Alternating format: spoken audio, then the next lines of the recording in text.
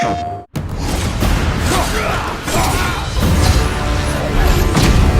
a combat perspective, I always, and I still feel like the meat and potatoes of any God of War game is combat.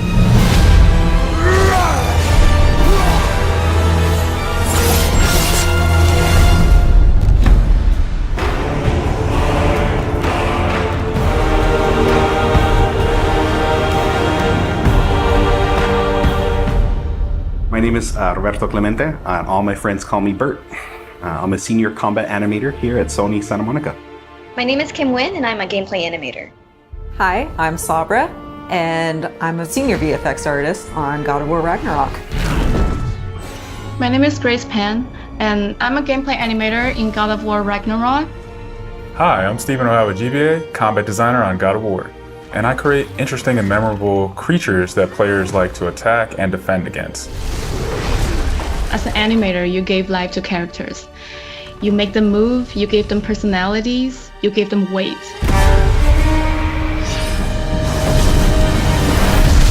My role as a VFX artist is to put the power behind a move. You are in control of fire and earth and water and wind. Whether you are throwing your axe or on the receiving end of an enemy spell, VFX is what really gives the movement and the danger to every move that a character or enemy makes. I work really closely with the design team and the tech art team on this project specifically. We actually work a lot with camera, along with the guidance of our great camera team, so I find myself doing fight choreography sometimes. One of the most challenging parts about being a combat designer isn't the technical implementation of creating a creature, but it's really navigating that line between frustrating and engaging. We want to make something that makes players lean forward and focus and really try hard against that enemy and feel good about overcoming that, but we don't want to make them feel defeated if they can't figure something out. And then it feels rewarding when you win, not because it was impossible, but because it was fun and engaging. After the last game, we've heard the community cry out for more mini-bosses, bigger creatures, and enemy variety, and this time we really leaned into that. So in God of War Ragnarok, you're going to be traveling to all 9 realms, and each realm is going to have like its own theme of enemies that are very unique to that space. For example, in Alfheim, we're familiar with the Dark Elves, but this time around we're going to be fighting Light Elves, such as the Light Elf Warrior. One of the key learnings from the last God of War game is we don't have to think about the camera and how close combat is going to feel. We already have that knowledge, so we can build upon the close camera that we have, and we can iterate on enemies, creating more interesting scenarios. In the last game, Atreus was just starting to fight alongside Kratos, and he was learning from the master tactician. So in this game, he's trying to prove himself a little bit more, and we built upon those mechanics with him. The previous God of War, Atreus was still a kid, right? So he has a lot of dependency on his father. And for this game, you will see Atreus moving more independently on his own as a companion. In regards to VFX for Kratos, I think what the players really love is the powerfulness of it. When you are playing as Kratos, you really do feel like the God of War. And moving into Ragnarok, we want to really make something bigger, make it stronger, make it more of a spectacle. You want them to be like, oh my gosh, I didn't know that the Blades of Chaos could get even better, but look at that.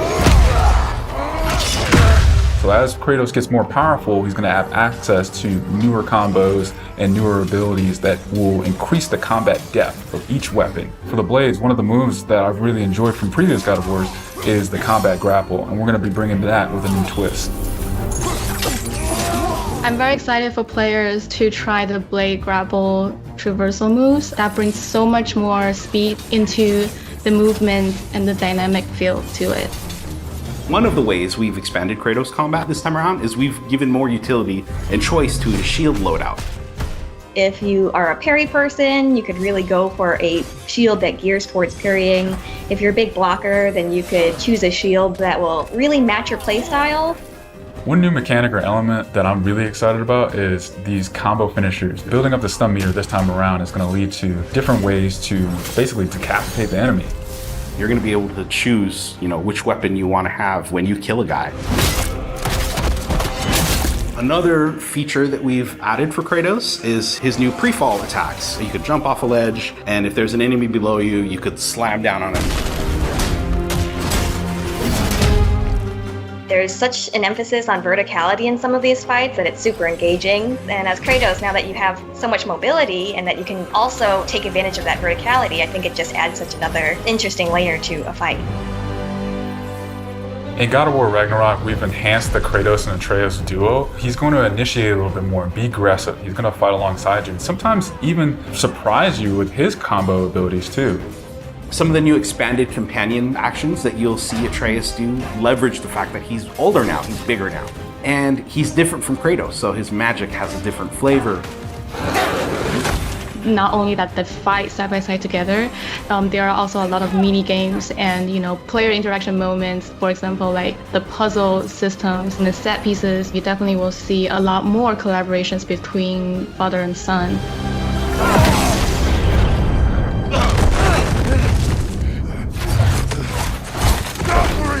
Odin must have sent them! There's so much that goes into building a big set piece. You basically iterate and iterate and iterate, and it takes testing and just seeing what works to really figure out the personality of something. Basically, every department gives it their all to make things really spectacular. There were a lot of different times that I would look back at God of War games just through the ages before 2018. There were so many amazing, huge boss fights and set pieces that it was a huge inspiration for me on my time on this project. For the old father! Our design philosophy for creating new and memorable enemies is basically making them a combat puzzle, similar to like chess, and focusing on the chess pieces. Each piece has its own theme and its own use. You need to be able to see what's happening in an instant and be able to react as the player. There's a couple of different ways that we go into making an attack very readable for the player. Sometimes we add a signature audio cue, or we'll add the different rings, such as what we did in the last game, that lets you know that this attack is unblockable, you need to dodge it.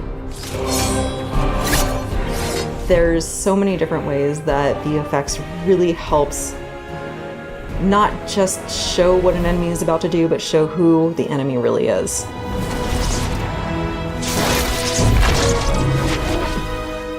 Everything you design has to be surrounding the essence of the character and a story. It's what makes it believable and memorable in the first place. I think what I'm most excited about is for players to experience the diversity of enemies that this game has to offer. You will be fighting everything from small little creatures to things that will take up the entire screen. All of their designs run the gamut. I think each one looks so much different from the next one, and each of them have their own play styles and their own little fantasies that go into it. And so I think if you are really into Norse mythology, you'll be very interested to see how Sony Santa Monica has taken some of these creatures and interpreted them for God of War. Everything that goes into the game, there's emotion behind it and intent behind it, and by the time it gets to you, everything that you've seen that you're going to play and experience has been sweated over, bled over, tested, and is fun to play.